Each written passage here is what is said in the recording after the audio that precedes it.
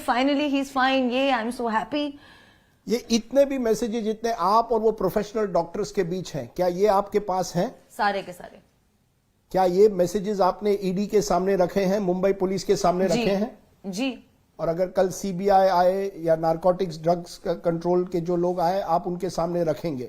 जी, ED ने already मेरे phone के सारे बैकअप्स ले लिए हैं, मुंबई पुलिस ने मेरे सारे फोन्स देख लिए हैं, और ऑफ कोर्स मैं सीबीआई को सब कुछ दूंगी और एनसीबी को सब कुछ दूंगी। मैं यहाँ कोऑपरेट कर रही हूँ, लेकिन लोग बाहर इतनी कहानियां बना रहे हैं कि मेरे घर के अंदर मेरी माँ अस्पताल में एडमिट होने वाली है कल।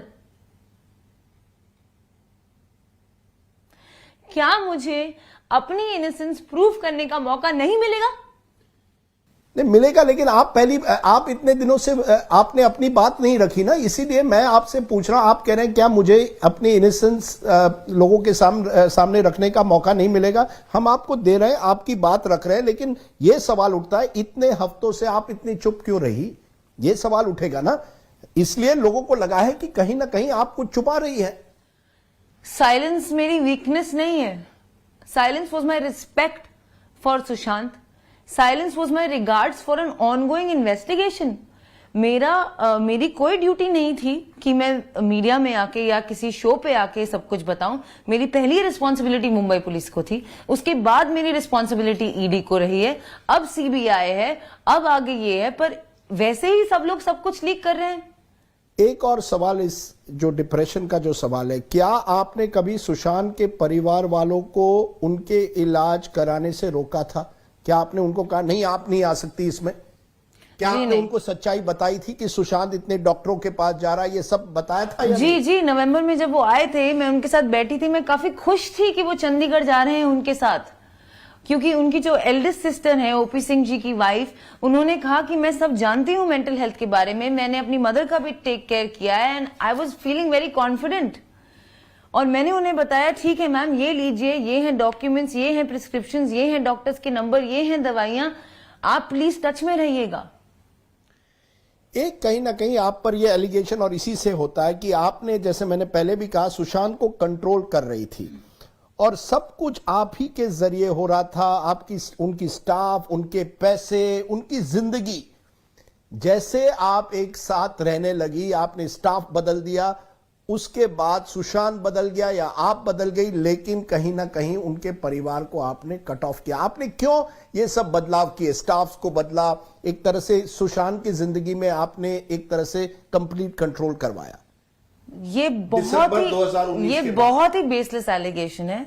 सुशांत के जो स्टाफ है पिछले 1.5 साल में, और जो लोग उसके साथ रहते थे, सिद्धार्थ पिठानी, सुशांत सिद्धार्थ पिठानी को मुझसे पहले से जानता था। जब मैं सुशांत के घर में आई तो सिद्धार्थ पिठानी ऑलरेडी सुशांत के साथ रहते थे। दूसरी मिरांडा जो उनके हाउस मैनेजर है, उनको सुशांत की बहन प्रियंका ने हायर किया सुशांत के लिए, और वो भी मेरे पहले थे।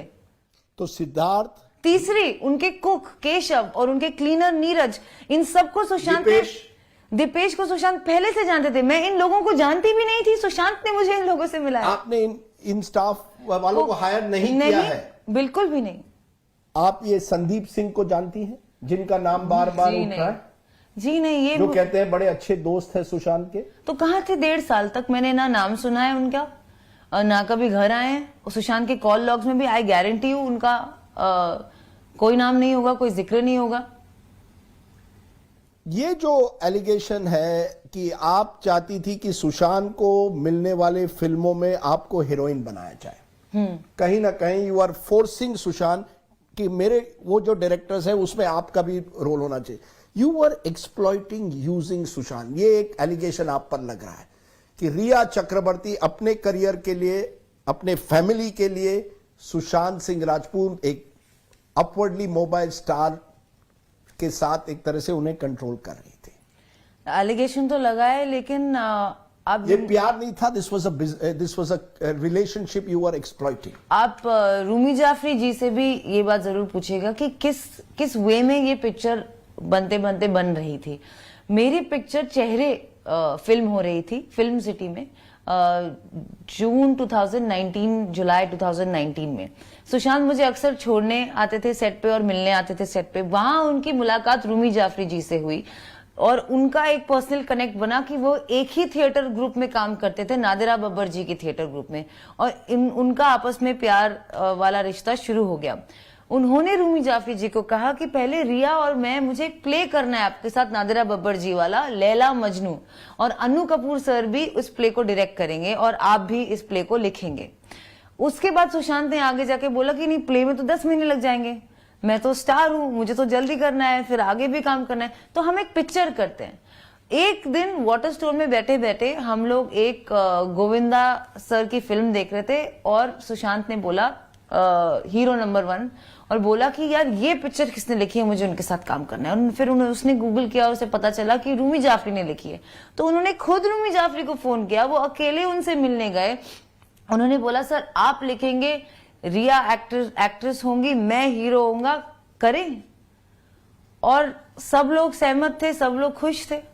क्या यही पिक्चर है जिसमें आप और सुशांत को 17 करोड़ का कुछ साइनिंग अमाउंट की बात की गई थी? क्योंकि ये 17 करोड़ बार बार आ रहे हैं जी। ये बैंक अकाउंट में 17 करोड़ थे।